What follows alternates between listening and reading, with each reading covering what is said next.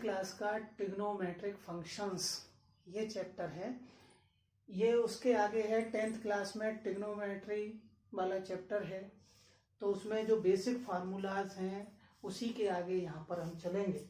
वहाँ जो basic formula है सभी 6 रेशियोज हैं, sine theta, cos theta, tan theta, cosec theta, sec theta, cot theta, उनका साइड के फॉर्म में क्या रेशियो है। और इसके बाद उसमें आइडेंटिटीज हैं, sine square theta plus cos square theta equal to 1, फिर है 1 plus tan square theta equal to sec square theta, 1 plus cot square theta equal to cosec square theta.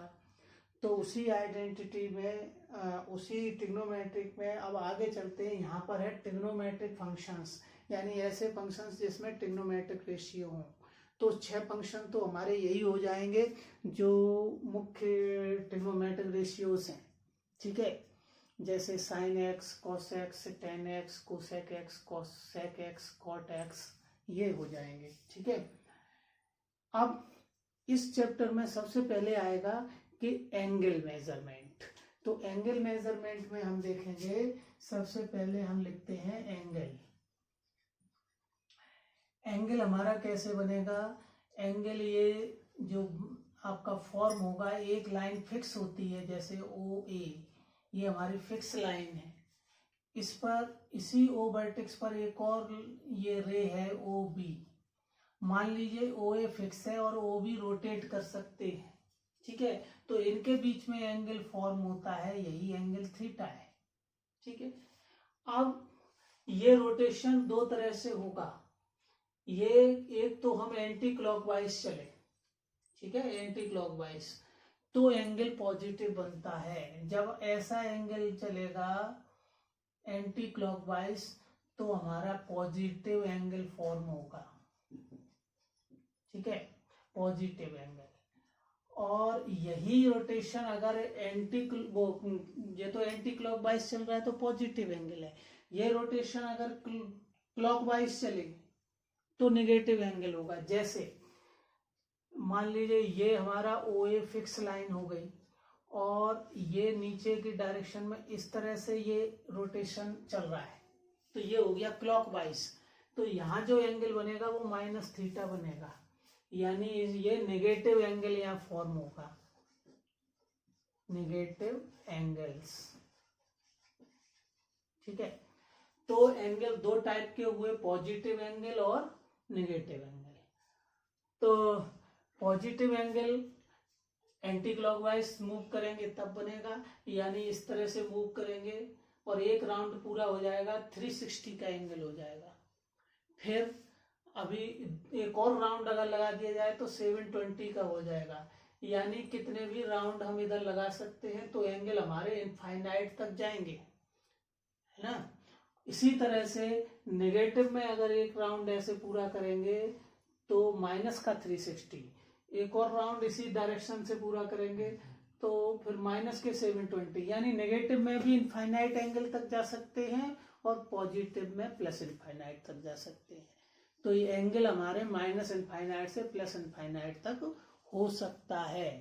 Positive angle में anti clockwise movement होगा और negative angles के लिए clockwise movement, ठीक है। ये वर्टेक्स बोली जाएगी, ओ ए लाइन हमारी फिक्स लाइन है, तो ये इनिशियल लाइन हो गई, इनिशियल साइड हो गई, और ये हमारी टर्मिनल साइड हो गई जिसको कि हम रोटेट करते हैं, ठीक है। अब एंगल का मेजरमेंट 2 तरीके से होता है, एक तो डिग्री में और दूसरा रेडियन में, ठीक है। तो मेजरमेंट इसका जो है ना, एंगल्स का मेजरमेंट, ये 2 टाइप से होगा। फर्स्ट में आप ले लीजिएगा इन डिग्री।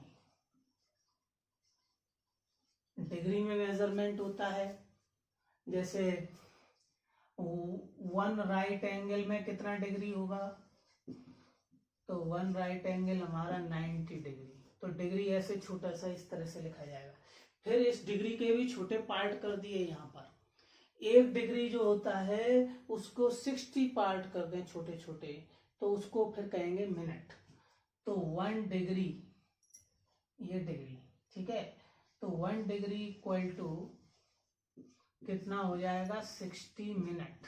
ये एक डैश जो लगाते हैं ये मिनट्स का काम करेगा, MINUTES, ठीक है।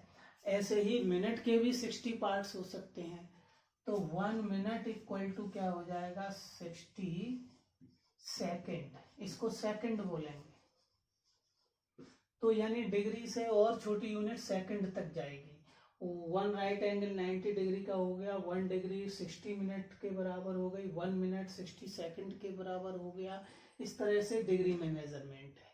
फिर एक मेजरमेंट रेडियन में होता है, B इन रेडियन।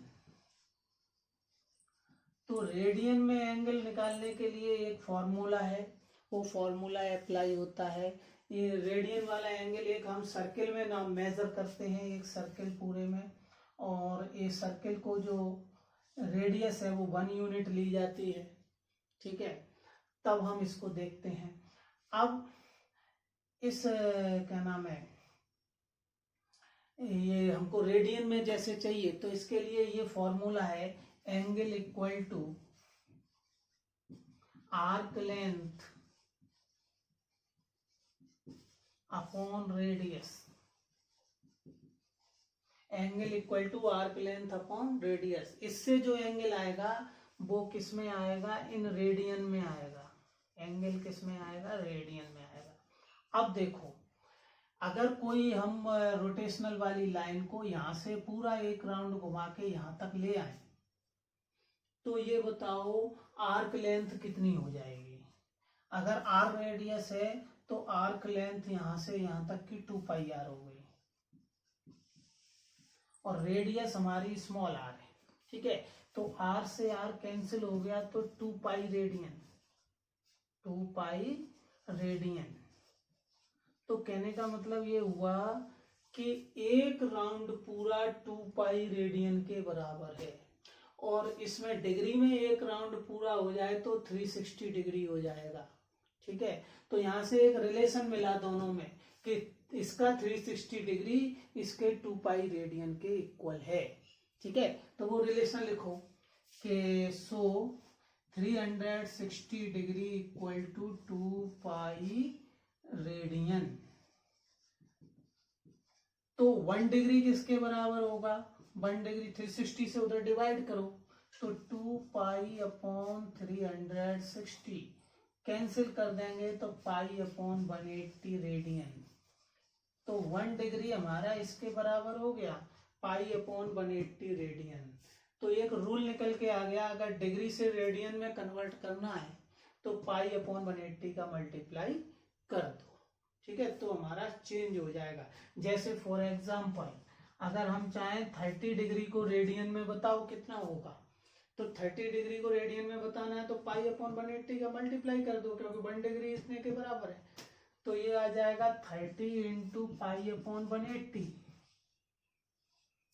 तो ये 0 से 0 कैंसिल हो गया, 3 से 18 6, तो पाई अपॉन 6 रेडियन हो गया, RAD।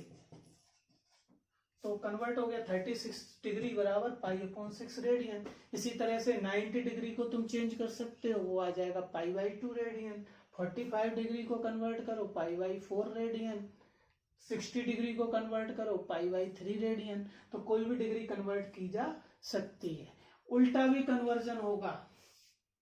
ये तो हो गया डिग्री से रेडियन में कन्वर्जन, और उल्टा हो रेडियन से डिग्री में कैसे कन्वर्ट करेंगे, तो यहां लिखेंगे कि 1 रेडियन इक्वल टू, तो इसका उल्टा हो जाएगा 180 अपॉन पाई, इधर आ जाएगा 180 अपॉन पाई डिग्री, इतने डिग्री हो जाएगा, ठीक है।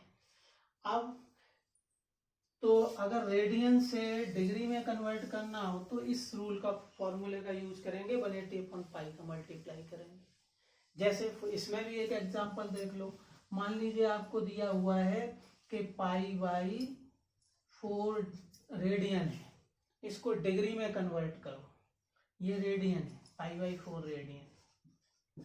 तो क्या करेंगे, इसमें 180 अपॉन पाई का मल्टीप्लाई करो डिग्री बनाने के लिए, तो pi by 4 into 180 upon pi, और ये सॉल्व हो जाएगा, कट जाएगा पाई से पाई, 4 से 180 को कैंसिल करो, 45 आ गया डिग्री। तो π/4 रेडियन इक्वल टू 45 डिग्री। तो हम ये कन्वर्जन कर सकते हैं डिग्री से रेडियन में, रेडियन से डिग्री में, ठीक है। इसका 1 रेडियन 180 अपॉन पाई डिग्री निकाला है, इसको और आगे हम सॉल्व कर सकते हैं।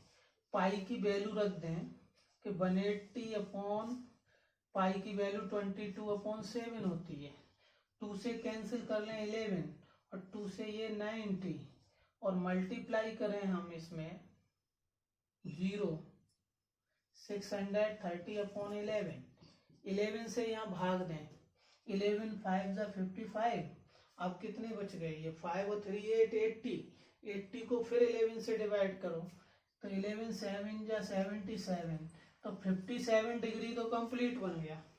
अब इसके बाद कितना बचा,